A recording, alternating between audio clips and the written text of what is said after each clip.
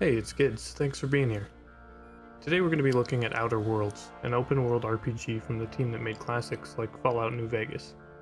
I played this game years ago and I remember that I really liked the companion system. It allows the equipping of gear and weapons on your companions from the items you find. Each companion also has an individual upgrade tree and preferred fighting style that you can actually change. The rules are pretty simple for this run. I'm not allowed to ever attack an enemy with any weapon, and all damage must be done by companions. Obviously no use of glitches or speedrun strats as well. So I'll be picking two companions along the way and using them to kill what I can, as effective or ineffective as that's going to be. In order to make this work, we're going to put all of our attributes into Charm and Intelligence. Charm makes our companions' abilities refresh faster, and Intelligence levels up our Determination. Two main stats we'll be putting our points into are Inspiration and Determination, which will grant our companions higher health, more damage, and a few passive abilities that will make them a lot stronger. And one point into Persuasion, which never helped me. We designed our character and gave her the most creative name I could come up with.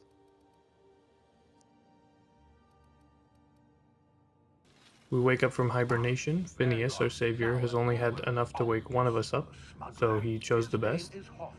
He puts us in a pod and launches us down to Edgewater to meet with a smuggler named Hawthorne. We land on the planet, accidentally killing Hawthorne, who sat underneath the beacon. We speed past anyone who might want to hurt us and make our way into a cave. In the cave we find a man and convince him to hand us his gun to shoot some barrels that open our path. This doesn't hurt anybody, but Phineas does complain that we just blew out his eardrums. Damage my ears! But we aren't going to count that as damage. We come across the rest of the soldiers who are currently scouting out some nearby marauders. We tell them that they are cowards for not fighting, so they take it as a challenge and wipe out the marauders scouting the ship for us. After they kill the marauders outside, I go in, tell the ship that its commander is dead, and take the ship for myself. I come back out, the soldiers ask me if it's my ship. I tell them I was a secret inspector the whole time, they of course believe me, and I make my way into town to grab a power regulator to get my newfound ship airborne once again. We find Parvati, the first of our companions. I'm pretty sure she's just a direct copy of the mechanic girl from Firefly. Town mayor needs our help stealing power from the local hippies who are trying to live out on their own. Parvati knows some of the hippies and decides to join us in our quest. Maybe can even try to convince some of them to come back and work in a factory. It's probably going to kill them with cancer or some variant of deadly toxin. We decide to speak with the local vicar about the situation to get his spiritual guidance. He tells us he wants a heretical book for some reason, so we go and fetch that for him. I make sure to test Parvati's skills on the local wildlife, and although it's a struggle to start, it doesn't go too badly. With a high enough level, you can command your companions to do attacks, and Parvati's hammer attacks deal quite a bit of damage and stun enemies. So for now, we activate her ability, run behind something, and hope she kills it before it kills her. Her abilities also recharge way faster thanks to the perks we picked earlier. We grab the Vicar's heretical book and bring it back to him. He finds out it's written in French, and understandably upset that the French might have anything to do with this, he decides to go on a holy crusade with us, netting us our second companion. I thought I was slick for doing this mission now so he could aid us in stealing the power back from the hippies, but it turns out he won't join us until we're ready to leave the planet. So back to hanging out with Parvati. We continue on our quest to evict countless people from their home by robbing them of their power. I realized that you could just skip going and hearing the sob story about how they need food or whatever, and just make your way right to the power plant and steal their power. So we head there and start making our way through. Parvati makes fairly short work of any robots in our way, thanks to her hammer doing quite a bit of electrical damage. We work our way through, redirect the power to Edgewater, and go grab the power regulator from the hippies. The old lady tells us we're the worst, we don't care, and we make our way onto our new ship, the Unreliable, where we pick up our second companion, the Vicar. We take off and head to the Groundbreaker to meet with Gladys, a black market dealer who will get us a nav key so that we can go to Stellar Bay. But she wants 10,000 credits that we don't have, so she tells us we can complete some tasks for her, steal some government secrets, and bring them back. We happily agree, obviously, and continue dumping all of our levels into leadership to make our companions stronger. Upon leaving the Groundbreaker, we run into Felix, who is trying to get a job so he can leave the planet. He tells us he will shoot or dropkick anyone we want, so we happily let him tag along. He has a grenade launcher and his dropkick is funny, so I put the Vicar back on the ship and took Felix and Parvati for the rest of the game. We talk with 3 scientists on the planet who tell us where to find their illegal research on toothpaste. I'm not making that up, assuming we will bring it back to them. We instead go and steal all of it and take it back to Gladys in exchange for the nav key, which allows us to travel to Stellar Bay. On Stellar Bay, we meet our next companion, who I throw promptly on the ship since I am now emotionally invested in the 2 I currently have, and we make our way over to the information broker. We're mowing through the enemies at this point with relative ease. My companions are tanky and dealing decent damage, and they now self-heal on kills as well as get their abilities refreshed on kills and crits.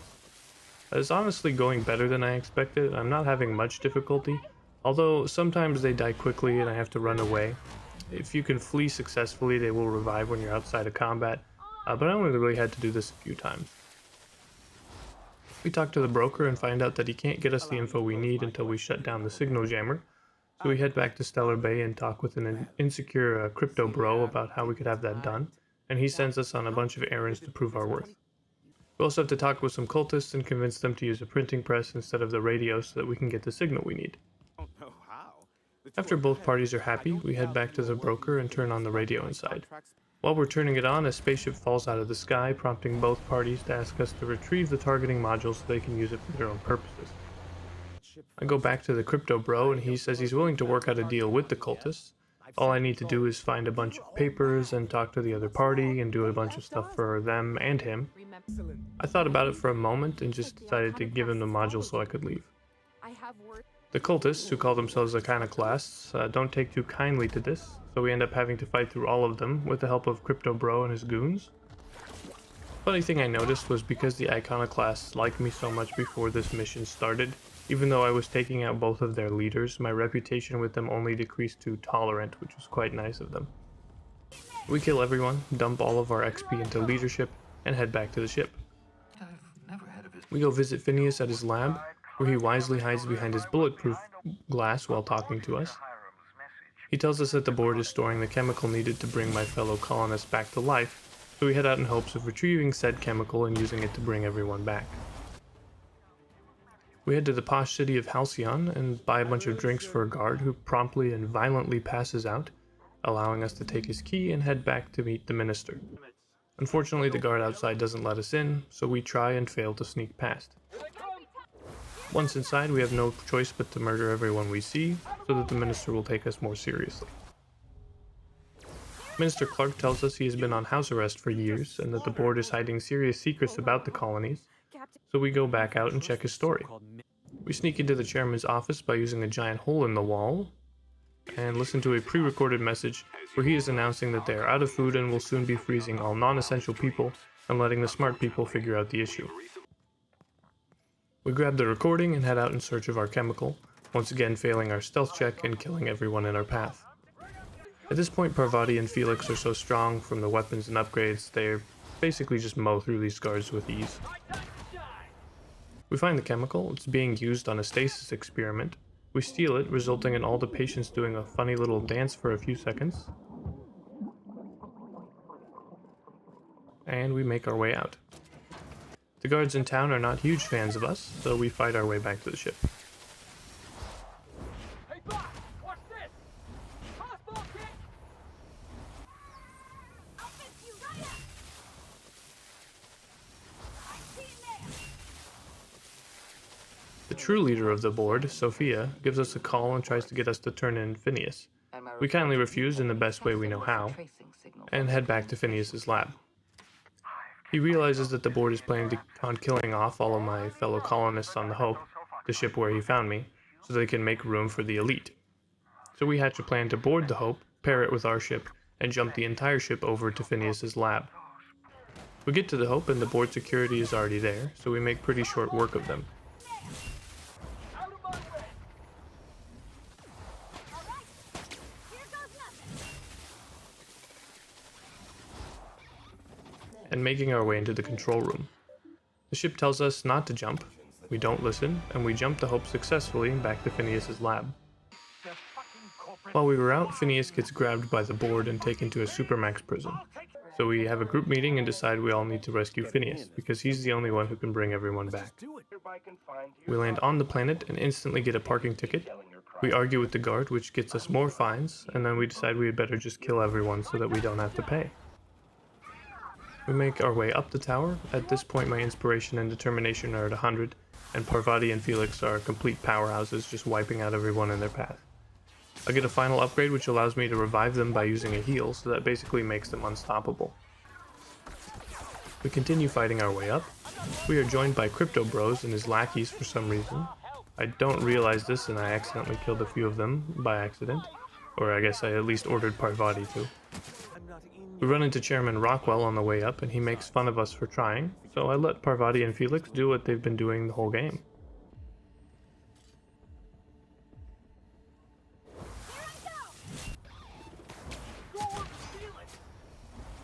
We continue up, and Sophia lets us know we are never going to make it to her because she has a big robot, and apparently that is going to stop us. This was a more challenging fight, and I did actually lose once. Apparently you can only revive each companion once during a fight. So I did have to reload, but the second time around went much more smoothly. We killed all the ads before they could overwhelm us, and Parvati kept the big robot down with her shock hammer. Felix got the final dropkick, and we grabbed a keycard and went to confront Sophia. Not sure what I expected from Sophia, but she went down with one hit from Parvati.